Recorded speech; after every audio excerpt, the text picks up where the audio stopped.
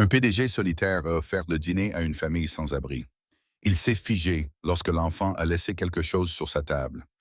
La neige tombait en un rideau doux sur New York, recouvrant les trottoirs d'un manteau blanc. Le vent, vif et agité, soufflait dans les avenues, faisant cliqueter les enseignes et s'envoler les écharpes. C'était un vendredi soir de décembre, le genre de froid qui poussait les gens à rentrer rapidement chez eux. À l'intérieur d'un petit restaurant italien niché entre de grands immeubles, la lueur dorée d'une lumière chaleureuse se répandait à travers les vitres givrées. L'endroit était confortable, intemporel, avec ses murs en briques rouges et ses bougies vacillantes sur chaque table. La table 7 était toujours réservée, toujours intacte jusqu'à son arrivée. Lucas Reed franchit la porte, époussetant quelques flocons de neige de son manteau anthracite. Grand, posé, élégamment vêtu, il se déplaçait avec l'assurance de quelqu'un habitué à tout contrôler. Mais il y avait quelque chose de distant dans son regard, quelque chose de tranquillement inaccessible. Chaque vendredi depuis 10 ans, Luca venait d'ici, commandait le même plat et s'asseyait à la même table. La table 7 avait autrefois été la préférée de Lily, sa petite sœur. Aujourd'hui, elle appartenait au souvenir. Il n'avait pas besoin de menu. Des fettuccine Alfredo, un vin léger, de l'eau plate, dit-il comme toujours. Le personnel acquiesça. Il s'était habitué à son silence. L'homme tranquille dans le coin, un mystère avec une montre en platine et un cœur que personne ne semblait pouvoir atteindre. En attendant son repas, Lucas se regardait distraitement par la fenêtre, la neige tombant et scintillant dans les lampadaires comme des étoiles flottantes. C'est alors qu'il les vit. Une femme et un petit enfant debout juste devant l'entrée du restaurant. La femme était jeune, peut-être la vingtaine bien avancée. Ses cheveux blonds bouclaient doucement sous un bonnet usé et son manteau fin était clairement trop léger pour le temps. Elle tenait une petite fille près d'elle, toutes deux regardant à travers la vitre le menu affiché au mur. La fillette semblait avoir environ 6 ans. Elle avait les yeux vifs et le teint pâle, et une chevelure blonde rebelle sous sa capuche. Luca regarda la femme se pencher et caresser la joue de la fillette du dos de la main. La fillette secoua doucement la tête, puis dit quelque chose. À travers la fine barrière de verre, Lucas n'en saisit qu'une partie. Ma maman mange, je n'ai pas faim, mais quand tu as mal au ventre, moi aussi, je ne veux pas que tu t'évanouisses à nouveau. La fourchette glissa des doigts de Lucas. Il baissa les yeux un instant, puis appela le serveur à voix basse. Il y a une femme et une enfant dehors. Invitez-les à entrer. Dites-leur que le chef leur offre le dîner. Ne mentionnez pas mon nom. Le serveur cligna des yeux, surpris, mais acquiesça et se dirigea vers la porte. Quelques instants plus tard, la femme entra, tenant la main de sa fille. Elle hésita, balayant la salle du regard. Toutes les tables étaient occupées. Le serveur revint, indécis. Monsieur, le restaurant est complet. Mais Lucas regarda les deux femmes qui se tenaient toujours maladroitement près de la porte. Son regard s'attarda sur la fillette qui souriait timidement, malgré son nez rouge et ses joues gercées par le vent. Il prit une inspiration silencieuse, puis fit un petit signe de tête. Elles peuvent s'asseoir avec moi. Le serveur indiqua la table 7. La femme s'approcha avec hésitation. Je suis désolé. Nous ne voulons pas déranger. Lucas se leva et tira une chaise. Ce n'est pas grave. Elle sourit, reconnaissante, mais incertaine, et aida sa fille à s'asseoir à côté de lui. Elle s'assit en face de lui, serrant nerveusement ses gants. Le repas arriva peu après. Ils mangèrent presque en silence. Le cliquetis des couverts et la douce musique provenant des haut-parleurs remplissaient l'espace entre eux. La fillette jetait de temps en temps un coup d'œil à Lucas, sa curiosité sans filtre. Au bout de quelques minutes, elle se pencha vers sa mère et murmura, juste assez fort pour que Lucas l'entende. « Maman, il ressemble au prince triste de l'histoire que tu m'as lue. » Maya sourit et lui répondit à voix basse. « Chut, ma chérie. » Lucas fixait son assiette, mais ne pouvait s'empêcher d'esquisser un petit sourire. Son premier sourire depuis des années, mais personne ne le remarqua.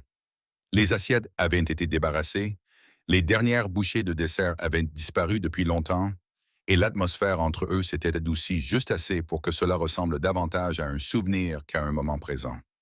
Maya remercia discrètement, d'une voix pleine de chaleur et de retenue.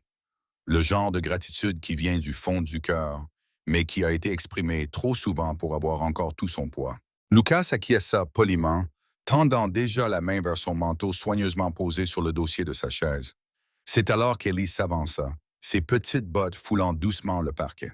Elle leva vers lui ses grands yeux compréhensifs. « Excusez-moi, monsieur. Attendez une seconde, s'il vous plaît. » Lucas s'arrêta et se retourna lentement. La petite fille se tenait debout, les mains jointes devant elle, tenant délicatement quelque chose enveloppé dans une serviette en papier plié. Elle s'approcha et le lui tendit. « C'est pour vous, » dit-elle d'une voix aussi sincère qu'un serment. « Ce soir, c'est la première fois que j'ai vu ma mère sourire pendant le dîner. Je pense que ça mérite un cadeau. » Lucas cligna des yeux. Pendant un instant, il ne sut pas quoi dire. « C'est mon objet préféré, » ajouta-t-elle. « Un peu plus doucement maintenant, mais je pense que si tu es triste, tu en as peut-être plus besoin que moi. » Elle déplia lentement la serviette. À l'intérieur se trouvait une petite barrette en forme de papillon, violet pâle, légèrement usée sur les bords, mais elle avait été nettoyée avec soin, comme si elle représentait tout pour elle. Lucas se figea, les yeux rivés sur l'objet, et quelque chose d'ancien en lui se réveilla. Sa main, autrefois ferme et posée, tremblait légèrement lorsqu'il tendit le bras pour prendre la barrette. Elle était exactement la même, pas seulement similaire, identique à celle qu'il avait offerte à Lily il y a 10 ans pour son dernier anniversaire. La douce teinte lavande, le délicat motif d'aile gravé dans le plastique, le subtil éclat. Elle faisait partie d'un ensemble conçu sur mesure. Il n'y en avait que 2. Une pour Lily et une autre qui n'avait jamais été retrouvée après l'accident. Ses doigts se refermèrent sur le clip, le serrant plus fort que nécessaire. « Où l'as-tu trouvé ?» demanda-t-il d'une voix à peine plus forte qu'un murmure. Ellie pencha la tête. « Je l'ai trouvé hier, sur le trottoir près d'une de ces routes avec le feu jaune. Il fait froid là-bas, mais j'aime marcher dans cette direction. » Maya, qui avait entendu la conversation, ajouta doucement près du mémorial de la 5e avenue. « Elle insiste toujours pour marcher dans cette rue. Je n'ai jamais compris pourquoi. » Le cœur de Lucas se mit à battre à tout rompre. Il connaissait cette rue. Il connaissait chaque centimètre de ce passage piéton, le lampadaire, le trottoir, la façon dont le vent soufflait toujours dans la ruelle à côté. C'était l'endroit exact où Lily avait été renversée par une voiture, l'endroit où elle était morte, l'endroit qu'il avait évité pendant 10 ans. Ses jambes fléchirent légèrement alors qu'il se rassit lentement, comme si le poids du souvenir pesait sur sa colonne vertébrale. Il fixait le clip, les yeux vitreux, le regard vague, le souffle irrégulier. Plus aucun mot ne sortait. Ce n'était pas nécessaire. Il serrait le petit objet comme si c'était tout ce qui le reliait à l'instant présent, à la réalité, à quelque chose qu'elle avait perdu autrefois. Pour un homme qui avait construit des murs plus hauts que la plupart des gens ne pouvaient escalader, ce simple geste d'une fillette de 6 ans, un cadeau offert librement, avait ouvert une brèche. Lucas entra dans son penthouse, la porte se refermant derrière lui avec un léger clic définitif. Les lumières de la ville s'étendaient à l'infini au-delà des baies vitrées, mais l'espace autour de lui semblait vide, lisse, moderne et sans âme. Tout était à sa place, immaculé, intact, inutilisé. Il desserra sa cravate, passa devant la cuisine faiblement éclairée et entra dans son bureau. Les étagères étaient remplies de livres et de récompenses, de diplômes et de distinctions encadrées, toute une vie de succès soigneusement rangée. Mais il se dirigea directement vers le petit coffre-fort encastré derrière un panneau dans le mur. Il entra le code avec des doigts exercés et l'ouvrit. À l'intérieur se trouvait un seul objet, une boîte en bois usée. Il la porta jusqu'au bureau, s'assit et ouvrit lentement le couvercle, comme s'il soulevait le pansement d'une blessure qui n'avait jamais vraiment guéri. À l'intérieur de la boîte, soigneusement conservée, se trouvaient les vestiges d'une vie laissée derrière lui. Une photo de lui et Lily riant lors de son dernier anniversaire. Sa tête était appuyée contre son épaule, son sourire large et libre. Il avait son bras autour d'elle de manière protectrice, fièrement une carte d'anniversaire pliée. L'encre était légèrement effacée, mais son écriture était toujours vivante sur le papier. « Au meilleur grand frère du monde, tu crois toujours en moi, même quand je ne crois pas en moi-même. Je te rendrai fier, je t'aime pour toujours, Lily. » Et à côté, enveloppée dans une fine couche de papier de soie, se trouvait la barrette papillon. L'autre, il hésita, puis fouilla dans la poche de son manteau et en sortit celle qu'Ellie lui avait donnée. Il les plaça côte à côte sur le bureau. Elles étaient parfaitement assorties. Même couleur, même motif, même petite égratignure sur l'aile. C'était impossible. Et pourtant, c'était réel. Sa main resta suspendue au-dessus des deux barrettes, tandis que les souvenirs lui revenaient en mémoire. Le dernier jour où il avait vu Lily, l'appel téléphonique qu'elle lui avait passé pour lui demander s'il pouvait venir la chercher après la répétition. Il avait dit oui. Mais quelque chose était survenu au travail. Une réunion, une décision, quelque chose d'important. C'est ce qu'il s'était dit. Il n'avait que 20 minutes de retard. Elle avait décidé de rentrer seule à pied. Il était arrivé devant des gyrophares, un ruban de police et le silence. Il ne s'était jamais pardonné. Il ferma les yeux et appuya ses doigts contre son front.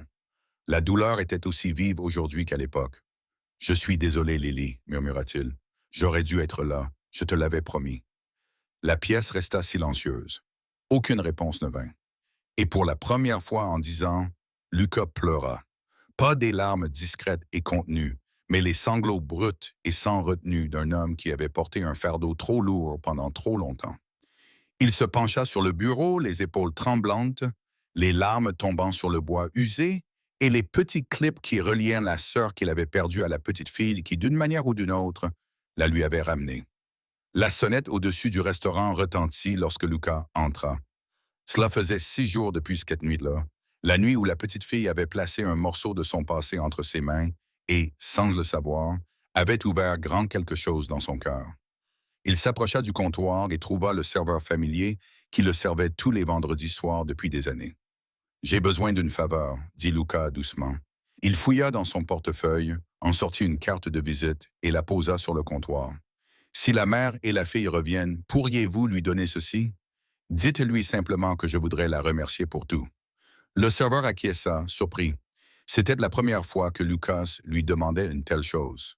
Depuis qu'il le connaissait, il avait toujours dîné seul, parlait peu et partait discrètement.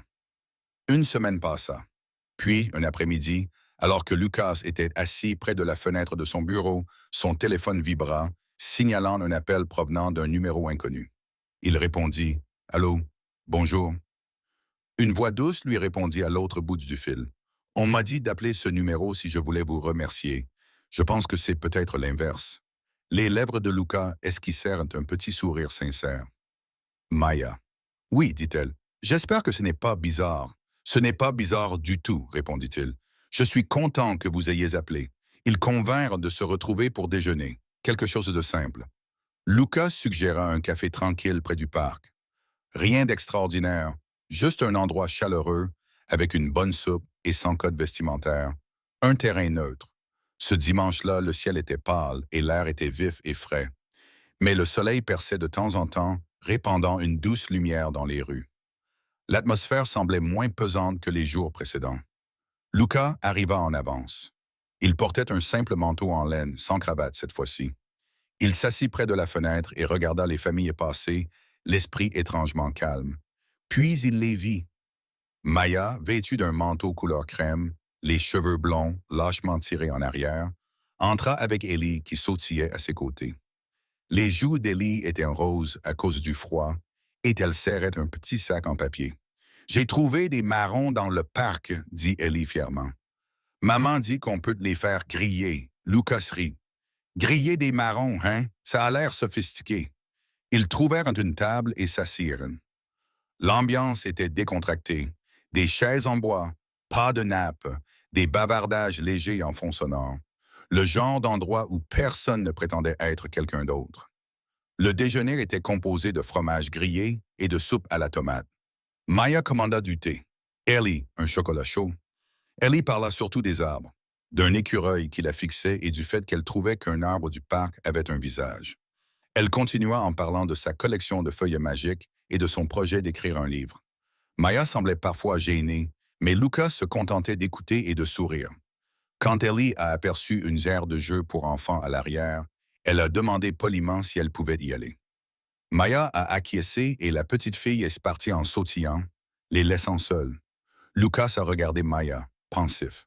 « Ce clip qu'Ellie m'a donné, il faisait partie d'un ensemble que j'ai donné à ma sœur, a-t-il dit la veille de sa mort. » Le visage de Maya s'est adouci. Elle ne l'interrompit pas. « J'ai passé des années à essayer d'oublier la douleur, le souvenir. Mais peut-être avais-je besoin de m'en souvenir. Pas seulement de la perte, mais aussi l'amour. Maya acquiesça, la voix douce. Certains chagrins ne disparaissent jamais. Mais si nous les retenons trop fort, ils se durcissent. Ils nous empêchent d'avancer. Il croisa son regard. Je ne m'attendais pas à tout cela, dit Lucas. Pas de la part d'une petite fille, pas de la part d'une inconnue. Le sourire de Maya était faible, mais sincère. Nous sommes tous des inconnus jusqu'à ce que quelque chose nous rapproche. Le silence entre eux n'était pas gênant. Il semblait honnête. Quelques minutes plus tard, Ellie revint à la table avec un autocollant et une sucette. Elle sourit en tendant la sucette à Lucas. Il enleva l'emballage et la lui rendit. Ce n'était qu'un déjeuner, mais pour la première fois en 10 ans, Lucas ne mangeait pas seul. L'après-midi d'hiver était calme, avec un soleil pâle qui se glissait entre les branches nues d'un parc de Brooklyn. Lucas marchait lentement le long d'un chemin bordé de feuilles cassantes, les mains enfoncées dans les poches de son manteau. À côté de lui, Maya se promenait, le pas calme, le visage plus doux que dans ses souvenirs. Son pull à col roulé blanc dépassait sous un manteau de couleur crème. Ses cheveux blonds étaient lâchement attachés en arrière, quelques mèches captant la lumière lorsqu'elle tournait la tête pour regarder sa fille devant eux. Ellie se faufilait parmi un groupe de pigeons, riant tandis qu'ils s'éparpillaient autour d'elle. Le son, la lumière, la joie sans filtre, fit sourire Lucas sans qu'il s'en rende compte. Elle n'avait pas ri comme ça depuis longtemps, dit Maya doucement. Elle devrait. C'est une enfant, répondit Lucas en regardant Ellie tourner lentement sur elle-même. Elle a grandi plus vite que je ne l'aurais voulu, admit Maya. La vie ne nous a pas laissé beaucoup de place pour être des enfants. Luca ne répondit pas. Au lieu de cela, il regarda Maya. Vraiment? Il la regarda. Elle était résiliente, mais aussi fatiguée, comme si elle avait porté un fardeau trop lourd pendant trop longtemps. Sur le chemin du retour, ils passèrent en devant une petite librairie d'occasion nichée entre deux cafés. Ses vitrines étaient légèrement embuées par la chaleur qui régnait à l'intérieur. Ellie colla son nez contre la vitre. « On peut entrer ?» demanda-t-elle. « Bien sûr », répondit Lucas avant que Maya n'ait le temps de répondre. À l'intérieur, Ellie se précipita vers le rayon d'enfants et sortit des livres d'images, les yeux émerveillés. Lucas serrait derrière elle, choisissant quelques titres qui pourraient lui plaire. Il en glissait un dans une pile lorsqu'il remarqua Maya debout devant une étagère plus ancienne, tenant un carnet de croquis usés. Elle ne bougeait pas. Ses doigts serraient fermement le bord du livre, comme s'il risquait de disparaître. « J'en avais un comme celui-ci, dit-elle doucement. Lucas s'approcha, mais ne dit rien. C'était un cadeau d'une camarade de fac, continua-t-elle. Elle disait qu'il y avait des choses que je ne savais pas exprimer à voix haute, alors elle les dessinait pour moi. Lucas lui jeta un coup d'œil. Une amie? Maya acquiesça, esquissant un petit sourire. Lily. Lily Reed. C'était la seule personne qui ne me traitait pas comme si j'étais invisible à l'époque. Nous étudiions l'art ensemble. Mais un jour, elle a simplement cessé de venir en cours. Lucas retint son souffle. Je me suis toujours demandé ce qui s'était passé. Maya poursuivit. Moi aussi, j'avais des difficultés. J'ai perdu ma bourse. J'ai découvert que j'étais enceinte. J'ai dû commencer à travailler la nuit. Je lui ai envoyé quelques emails, mais je n'ai jamais reçu de réponse. J'ai pensé qu'elle avait changé d'école ou qu'elle ne voulait pas être retrouvée. Lucas fouilla dans son manteau et sortit son téléphone. Après quelques clics, il tourna l'écran vers elle. Une photo de Lily souriant sous le soleil printanier occupait tout l'écran. Le visage de Maya pâlit. « C'est elle, murmura-t-elle. Elle va bien? » Lucas baissa son téléphone, la voix calme.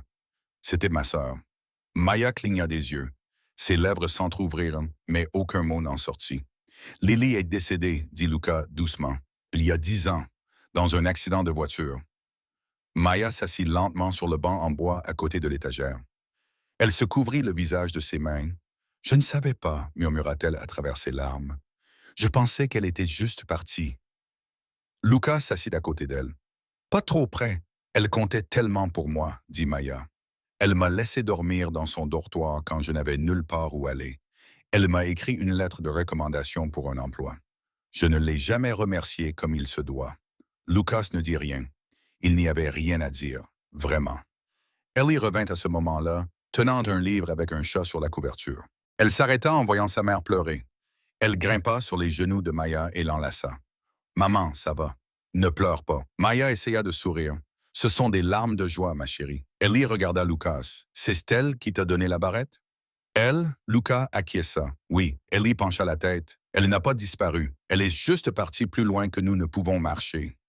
Maya serra Ellie dans ses bras, pressant sa joue contre les cheveux de sa fille. Lucas resta assis en silence, le cœur rempli d'un sentiment qu'il ne pouvait pas vraiment nommer. Du chagrin, de la gratitude. Peut-être les deux. Ce n'était peut-être pas une coïncidence. Peut-être que Lily avait cousu quelque chose dans ce monde avant de partir. Quelque chose qui les reliait tous encore. Et peut-être que ce n'était pas la fin d'un souvenir. Peut-être était-ce le début de quelque chose de nouveau. La porte s'ouvrit avec un léger tintement lorsque Maya et Ellie entrèrent pour la première fois dans l'appartement-terrasse de Lucas. L'endroit était élégant. Sol en marbre blanc, bois poli, haut de plafond et baies vitrées encadrant la ligne d'horizon lumineuse. Mais il y avait un vide, un silence qui semblait trop parfait. Jusqu'à ce soir, Ellie a enlevé ses petites bottes et a couru vers l'îlot de cuisine. Ça sent le savon et rien d'autre, a-t-elle déclaré en plissant le nez. Maya a ri doucement. On va changer ça, hein? Lucas, ne sachant pas trop quoi faire de ses mains, se tenait près du réfrigérateur. Je ne cuisine pas vraiment, a-t-il admis. Et je n'utilise pas beaucoup cette cuisine, honnêtement. Eh bien, c'est le moment ou jamais, sourit Maya. Nous allons faire des croque-monsieur. Elle retroussa ses manches et se mit au travail. Ellie se tint debout sur un tabouret, prête à aider à tartiner le beurre sur le pain. Lucas, quant à lui, se vit confier une tâche. Couper des tomates. Il fixa la tomate, puis le couteau, puis Maya. Elle me fait confiance. Commence doucement, le taquina Maya. Essaye de ne pas perdre un doigt. C'était maladroit, désordonné, les tomates étaient inégales, le fromage un peu trop fondu, mais l'odeur du pain grillé, les rires et le bavardage d'Ellie remplissaient la maison autrefois silencieuse. Ils s'assirent à la table à manger avec des assiettes bien remplies. Ellie prit une grosse bouchée et sourit, le fromage s'étirant de manière comique depuis sa bouche. « C'est le meilleur dîner de ma vie », déclara-t-elle. Après le dîner, pendant que Maya commençait à ranger, Ellie disparut dans le bureau de Lucas avec une poignée de crayons de couleur. Elle revint 10 minutes plus tard avec un morceau de papier plié et le posa discrètement sur la table. C'était un dessin au crayon, grossier et plein de cœur. 3 bonhommes allumettes, un homme, une femme et un enfant. Ils se tenaient par la main sous un grand soleil jaune. Au-dessus du dessin, en lettres tremblantes, on pouvait lire « Notre petite famille ». Ni Maya ni Ellie ne firent de commentaires. Mais lorsqu'elles partirent ce soir-là, Lucas glissa le dessin dans le tiroir de son bureau comme s'il s'agissait d'un objet inestimable. Plus tard, la nuit s'était bien avancée. La ville scintillait à travers les fenêtres et Ellie était blottie sous une couverture sur le canapé, profondément endormie. Maya se tenait devant l'évier, rinçant la dernière assiette.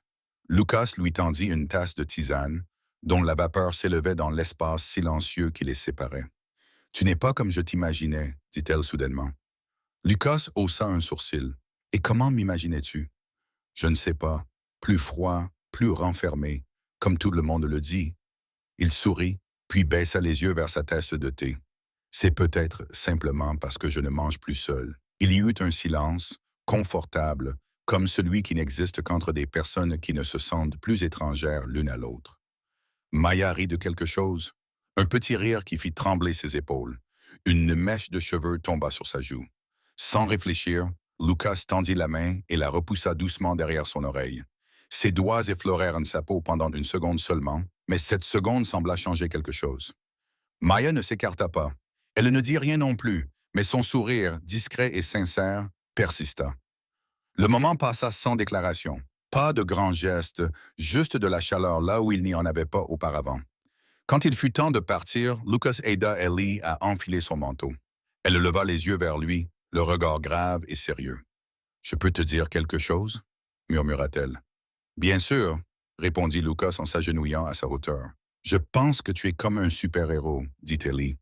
Lucas cligna des yeux. « Un super-héros? »« Oui, » acquiesça-t-elle, « mais pas le genre qui combat les méchants, le genre qui est fort parce qu'il a une famille qui l'attend à la maison. » Lucas sentit quelque chose se serrer dans sa poitrine. Il sourit, tira son petit bonnet sur ses oreilles et murmura.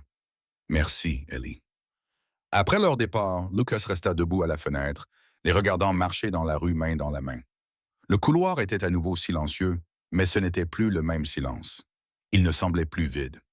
Pour la première fois depuis des années, Lucas n'appréhendait pas de retourner dans son appartement. Il regarda autour de lui et vit quelque chose de nouveau. Pas seulement l'odeur du fromage grillé qui flottait encore dans l'air, pas seulement le petit dessin au crayon dans son tiroir. Il vit le début de quelque chose de réel.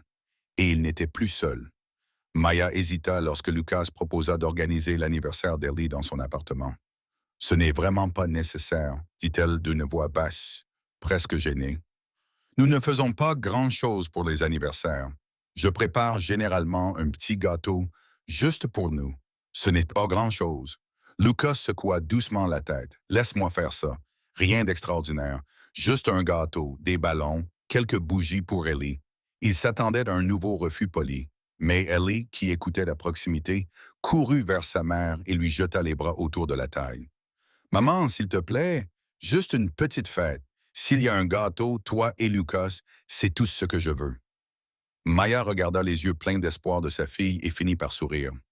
D'accord, juste nous trois. Ce samedi soir-là, l'appartement de Lucas avait changé d'aspect. L'élégance froide habituelle avait laissé place à des ballons chauds, légers et colorés, collés de manière inégale au mur, et à un simple gâteau rond recouvert de glaçage blanc et de vermicelle arc-en-ciel, trônant fièrement sur le comptoir. Maya l'avait préparé ce matin-là dans leur petit four. Ellie virevoltait dans le salon dans une robe usagée qui appartenait autrefois à une vieille amie de Maya. Elle était un peu trop grande, mais cela ne semblait pas la déranger. Lucas avait même trouvé une playlist de chansons pour enfants et la laissait jouer doucement en fond sonore. Il ne se souvenait pas de la dernière fois où il y avait eu de la musique chez lui. Tous les trois s'assirent à la table à manger, désormais décorée de banderoles en papier et d'une bougie vacillante sur le gâteau. « Fais un vœu », murmura Maya. Ellie ferma les yeux, joignit les mains, et pendant quelques secondes, le monde s'immobilisa. Puis, elle souffla la bougie d'un grand souffle et sourit. Ils applaudirent. Maya coupa le gâteau. Lucas le servit. Et Ellie insista pour qu'ils prennent tous des photos amusantes avec des couronnes en papier qu'elle avait fabriquées à partir de papier de bricolage. Après avoir mangé, Lucas se leva et se rendit dans son bureau. Lorsqu'il revint, il tenait une petite boîte enveloppée dans du papier argenté. « C'est pour toi », dit-il en l'attendant à Ellie. « Ce n'est pas pour remplacer celle que tu m'as offerte. Celle-là est irremplaçable. Mais celle-ci est pour de nouveaux souvenirs. » Ellie déballait soigneusement le cadeau. À l'intérieur se trouvait une barrette violette toute neuve, délicatement travaillée, avec un petit charme argenté en forme d'étoile au centre. Ses yeux s'illuminèrent. Elle serra Lucas si fort dans ses bras qu'il dut se stabiliser. « Merci, merci, merci », s'écria-t-elle. Lucas sourit. Quelque chose dans sa poitrine s'adoucit d'une manière qu'il n'avait pas ressentie depuis des années. Une fois le nettoyage terminé, Lucas commença à rassembler les assiettes. Ellie, inhabituellement silencieuse, tira sur la manche de sa chemise. Il baissa les yeux. Elle le regardait fixement, les sourcils froncés, sérieuse. « Chou, Lucas », murmura-t-elle. « Je peux te dire quelque chose ?» Il s'agenouilla à côté d'elle, l'air doux. « Bien sûr, j'ai fait un rêve, » dit Ellie lentement. « Il y avait une fille. Elle me ressemblait, mais elle était plus âgée. Elle avait tes yeux, elle m'a dit. Il prenait soin de moi. Maintenant, c'est à ton tour de prendre soin de lui. » Lucas se figea. « Elle a dit qu'elle s'appelait Lily, » ajouta Ellie, « et que tu penses à elle tous les jours. » La pièce devint silencieuse. Lucas pouvait à peine respirer. Sa gorge se serra et une vague d'émotion le submergea. Il n'essaya pas de la retenir. Pour la première fois depuis 10 ans, il pleura.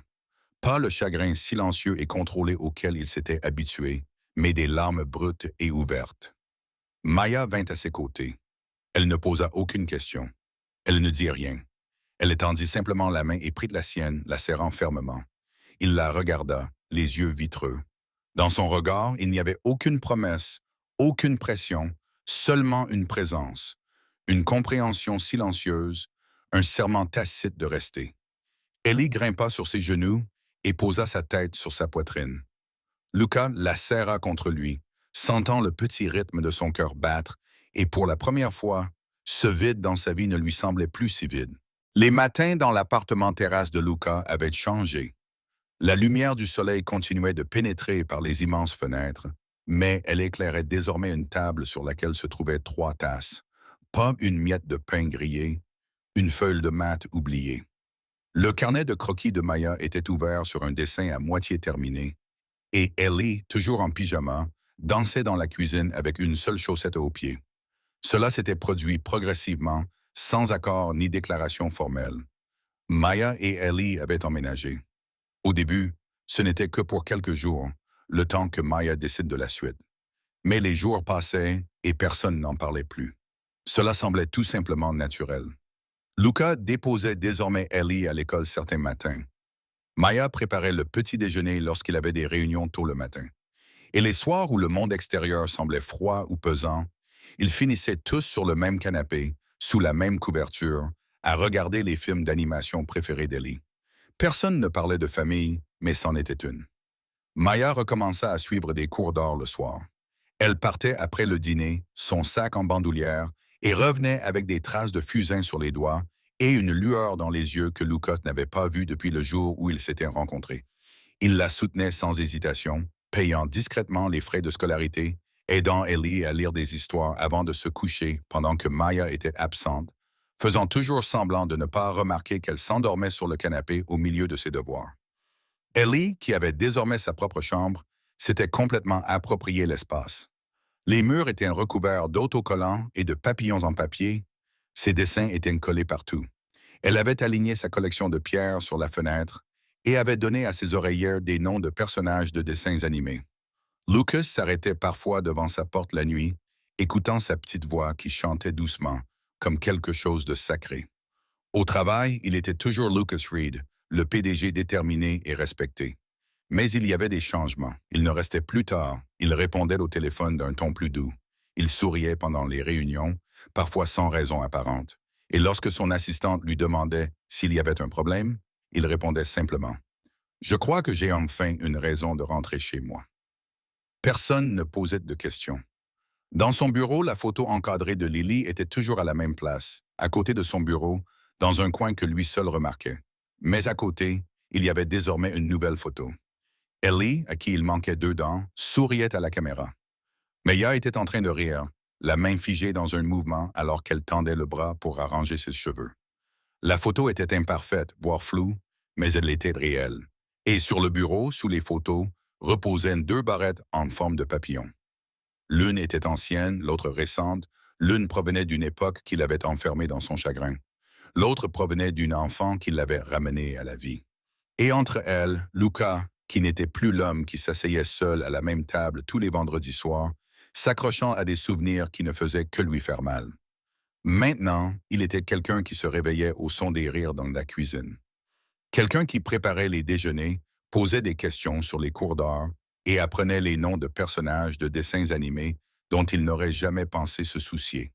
Il était encore en train de guérir, encore en train d'apprendre à lâcher prise. Mais en regardant Maya aider Ellie à préparer son sac à dos, leur rythme de vie tranquille se déroulant comme quelque chose de fragile mais de stable, Lucas savait une chose avec une certitude absolue. Il n'était plus seul, et dans les espaces tranquilles entre son passé et leur présent, il avait enfin trouvé un foyer. Parfois, les plus petits gestes laissent les traces les plus profondes. Un repas chaud, un cadeau d'enfant, un silence partagé. Grâce à la gentillesse d'Ellie et à la force tranquille de Maya, Lucas a trouvé plus que la guérison. Il a trouvé une famille. Cette histoire nous rappelle que l'amour ne se manifeste pas toujours par de grandes déclarations. Parfois, il se présente sous la forme d'une barrette, d'un dessin ou d'un gâteau d'anniversaire préparé avec espoir. Et même le cœur le plus solitaire peut retrouver son chemin lorsque quelqu'un ose se soucier de lui. Si cette histoire vous a touché, prenez un moment pour réfléchir. Qui, dans votre vie, vous a apporté de la lumière lorsque vous en aviez le plus besoin? Et qui pourrait avoir besoin de la vôtre aujourd'hui? Abonnez-vous à Soul Stirring Stories et cliquez sur le bouton Hype pour soutenir d'autres récits émotionnels authentiques qui réchauffent le cœur. Merci d'être là. Jusqu'à la prochaine fois, restez bienveillants, restez ouverts et laissez votre âme s'émouvoir.